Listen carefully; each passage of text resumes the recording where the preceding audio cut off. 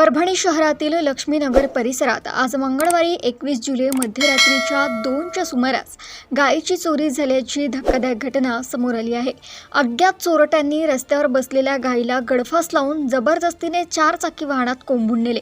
हा संपूर्ण प्रकार परिसरातील सीसीटीव्ही कॅमेऱ्यात कैद झाला आहे। लक्ष्मीनगरातील जीवन कुलकर्णी आणि अशोक देशमुख यांच्या घरासमोरील रस्त्यावर ही घटना घडली।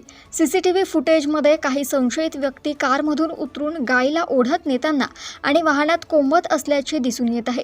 अवघ्या काही मिनिटात चोरट्यांनी घटनास्थळावरून पलायन केले।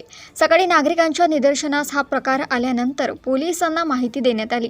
पोलिसांनी घटनास्थळी भेट देऊन तपास सुरू केला असून परिसरातील सीसीटीव्ही फुटेजच्या आधारे चोरट्यांचा शोध घेतला जात आहे।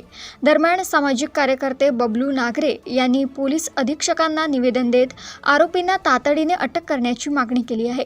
भरवस्तीत अशा प्रकारे गायीची चोरी झाल्याने नागरिकांमध्ये भीती आणि संतापाचे वातावरण निर्माण झाले आहे। देशोन्नतीसाठी नजीब सिद्दीकी यांची रिपोर्ट।